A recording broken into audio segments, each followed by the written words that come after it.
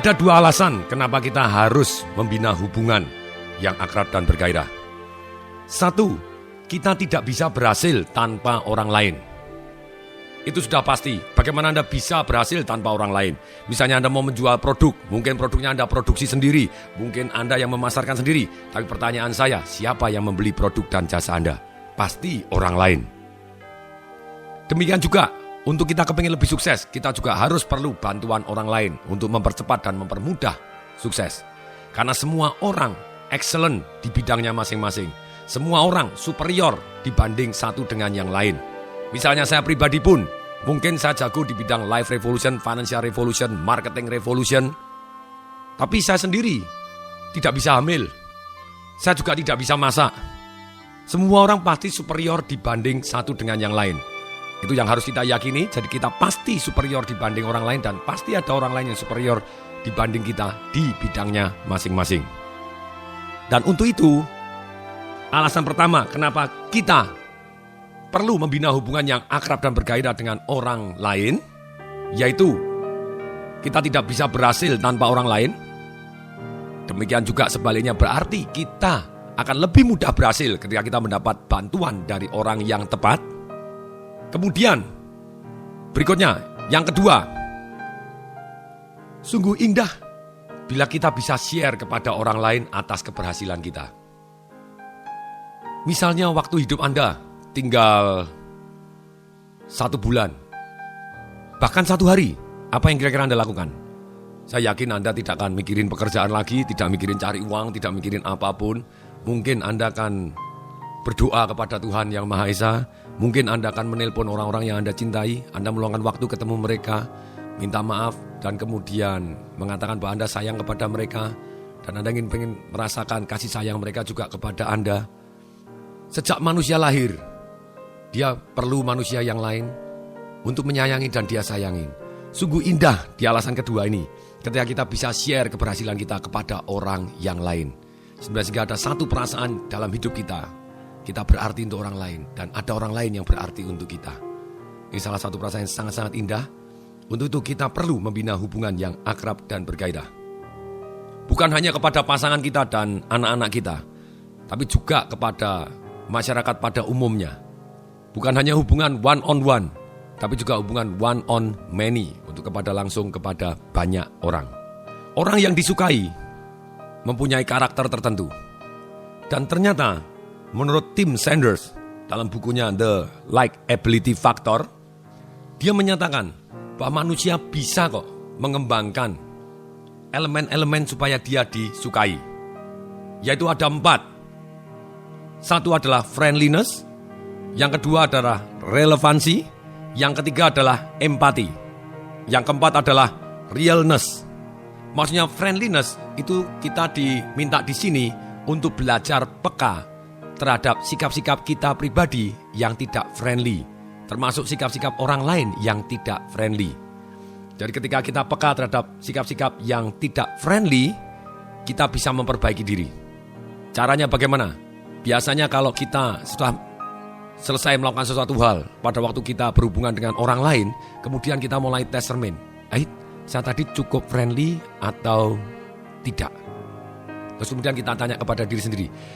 Kalau jawabannya tidak, supaya besok dengan kejadian yang sama saya bisa lebih friendly, apa ya kira-kira harus saya perbaiki? Entah tarikan mata saya, pandangan wajah saya, cara bertanya kepada saya, senyum saya, cara bernapas saya, gerakan badan saya. Nah, ketika kita perhatikan, misalnya ketika orang berdiri, kita misalnya berdiri, ketika ada orang ngomong, kemudian dagu kita tarik ke belakang, mata kita berkerut, seolah-olah memandang sinis, kemudian tangan kita memeluk tangan, kemudian dagu kita agak ke kanan atas sedikit. Apa yang jadi? Sebetulnya itu sikap yang tidak friendly. Tapi ketika orang bicara, terus kemudian mata kita melihat dia, dan kemudian kita manggut-manggut sambil sedikit tersenyum, itu adalah satu sikap yang friendly. Kita bisa merasakan perbedaannya. Kemudian yang kedua, untuk meningkatkan unsur-unsur likability factor tadi yang tentang friendliness, yaitu selain pertama kita harus peka terhadap sikap-sikap yang tidak friendly, yang kedua kita harus mendevelop friendly mindset. Maksudnya friendly mindset itu apa? Di dalam otak kita pikirkan bahwa someday somehow bisa jadi saya butuh orang ini. kita tidak pernah tahu kapan kita perlu orang ini. Mungkin hari ini dia di bawah kita, tapi someday somehow who knows dia bisa di atas kita. Mungkin hari ini orang yang perlu kita, tapi kita tidak pernah tahu bahwa someday somehow kita bisa perlu kepada dia. Dengan demikian, kita mengembangkan mindset kita untuk friendly. Dan kemudian yang ketiga, untuk menunjukkan friendliness kita harus communicate friendliness kita. Kalau kita tidak communicate, kita diam, sudah pasti orang yang kita ajak komunikasi, mereka bukan ahli kebatinan. Mereka tidak tahu apa yang kita rasakan, kita bersahabat atau tidak. Kalau kita bersahabat, kita ungkapkan hal-hal yang menurut kita adalah bersahabat. Satu budaya beda dengan budaya yang lain, tapi kenapa tidak? Kita terus belajar tentang budaya di satu tempat yang dimana kita dianggap sebagai salah satu orang yang bersahabat. Sebagai contoh mengkomunikasikan persahabatan kita, friendliness kita, yaitu kita mulai dengan eye contact. Pada kita memandang orang, kita pandang orangnya. Tapi ini penting, pandangan harus wajar. Anda yang tahu mana itu wajar, mana tidak wajar. Tidak boleh terlalu mengintimidasi, matanya melotot dan kemudian melotot dan dengan tekanan mata yang aneh, tidak diperkenankan. Jadi kita memandang mata dengan penuh persahabatan. Karena di hati kita menyatakan satu persahabatan. Kemudian gunakan alis Anda. Biarkan gerakan alis Anda sesuai dengan suara Anda dan pikiran yang dimana ingin Anda sampaikan. Juga gunakan mata Anda untuk menunjukkan emosi. Kembali lagi, senyum. Senyum Anda, biarkan senyum yang nyata. Saya tidak peduli betapa jeleknya gigi Anda. Memang alangkah baiknya kalau giginya jelek, mungkin kita bisa perbaiki di dokter gigi. Tapi gigi jelek pun tidak masalah. Senyum tetap jauh lebih bagus daripada tidak tersenyum. Kemudian, belajarlah senyum-senyum yang menarik, yang kita merasa nyaman. Kita boleh melihat foto-foto orang yang senyum sangat menarik, senyum sedikit, dan kita boleh latihan di kaca untuk melihat senyum kita sendiri. Kemudian, lihat di koleksi foto Anda. Lihat sendiri foto di mana Anda senyumnya yang paling menarik untuk diri Anda. Mungkin foto pada waktu kecil, mungkin sudah besar, atau yang baru saja, silakan. Semua orang punya senyum pemenang. Atau senyum 10.000 megawatt istilahnya. Tom Cruise dianggap 10.000 megawatt. Kenapa tidak kita belajar senyum ala Tom Cruise? Kalau perempuan, kenapa tidak kita belajar senyum ala Meg Ryan atau ala siapapun yang menurut Anda senyumnya menyejukkan hati? Silakan. Dan kombinasikan ekspresi mata dengan senyum 10.000 megawatt Anda. Senyum kepada sebanyak mungkin orang. Setiap waktu Anda kepingin senyum, senyum saja. Senyum dengan penuh percaya diri. Dan pada waktu menyapa orang lain, please ditambahin senyum. Itu akan jauh lebih bersahabat, kita menunjukkan persahabatan kita. Kemudian pada waktu berdiri, kepala Anda harus tegak. Ini adalah jadi kita hangat, tidak boleh mundur. Kemudian seolah memandang sini, tidak boleh menunduk, kelihatan tidak percaya diri. Kepala harus tegak memandang mereka. Dan maintain postur Anda yang tegak. Kemudian Anda kelihatan sangat-sangat terbuka. Maksudnya sangat-sangat terbuka begini, pada waktu Anda mengkomunikasikan friendliness, Anda tidak bisa langsung tangannya Anda ditutup, kecuali Anda kedinginan sekali begitu ya. Tapi kita harus lebih baik kita buka. Dengan kita display openness, orang jauh lebih mudah berkomunikasi dengan kita dan mereka merasa akrab dengan kita. Kemudian yang tidak diperkenankan, Anda terus berketuk-ketuk, kakinya cetok, kemudian atau tangannya tok ketika orang ngomong dari kesannya tidak sabar, itu tidak boleh dilakukan. Kemudian juga silakan memberikan suara. Kalau Anda berkomunikasi dengan orang lain seringkali merasa tercekam kalau Anda diam. Karena diam itu bisa dikesankan bahwa Anda tidak bersahabat. Tapi boleh nggak menggunakan diam dalam komunikasi? Boleh. Ketika Anda misalnya tidak setuju terhadap sesuatu hal, Anda boleh diam terlebih dahulu.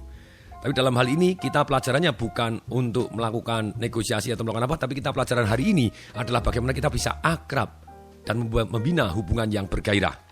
Kemudian rekam suara Anda, dengarkan di kaset, kita akan belajar.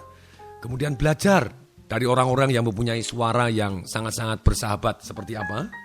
Dan yang perlu dihindari adalah nada Anda. Tidak diperkenankan nada naik sangat-sangat tinggi. Kemudian kita mulai harus peka. Kapan nada kita mulai tidak bersahabat? Kapan nada kita menunjukkan kita mulai marah? Dengan kita peka, kita bisa memperbaiki. Kemudian juga di dalam kita ngomong, kita harus menunjukkan di ekspresi suara kita bahwa kita percaya kita suka kepada dia. Di dalam hati kita ngomong, I like you, I trust you, I believe in myself. Saya suka Anda, saya percaya kepada Anda, saya percaya terhadap diri saya sendiri. Sehingga kita, orang yang kita ajak omong merasa kita hangat dan akrab. Berikutnya, gunakan kata-kata yang hangat. Kata-kata yang hangat, kalau kita membangun kehangatan yang diajarkan oleh Anthony Robbins, juga para pakar neurolinguistic programming, bahwa orang cenderung suka kepada orang yang mirip. Ketika gerakannya kita agak mirip dengan dia, tapi Anda tidak bisa kalau misalnya dia lagi ude-ude-upil, kemudian Anda ikut-ikut ude-upil langsung gitu ya, nanti dikira mimikri. No, kalau misalnya dia lagi ude-ude-upil pun, kita selisih 10 detik, kemudian kita gosok hidung kita. Yang membetulkan kacamata, kalau kita tidak pakai kacamata, selisih 10 detik, kita setengah agak memegang mata kita, itu sedikit banyak mirip. Nah kalau gerakannya mirip, napas kita ikutin napasnya dia. Kemudian intonasinya, kecepatan suara kita mirip dengan kecepatan suara mereka. Orang akan merasa jauh lebih akrab, lebih nyaman dengan kita. Kemungkinan mereka membantu kita jauh lebih besar dibanding kita bertolak belakang. Kemudian berikutnya juga kata-kata yang digunakan. Perhatikan kata-kata Anda dan perhatikan kata-kata mereka. Kalau kita gunakan kata-kata mirip dengan mereka, misalnya kita tanya, Pak, boleh tahu Pak kira-kira barang apa yang Bapak inginkan? Oh, saya kepengen barang yang hebat. Kita tidak bisa, oh Pak ini barangnya fantastik. Dia tidak bisa masuk ke dalam otaknya. Kalau dia bilang hebat, oh saya tangkap Kak, Anda mengulangin aja. Itu sudah menunjukkan salah satu yang bersikap friendly. Saya tangkap Pak, berarti Bapak ingin barang yang hebat.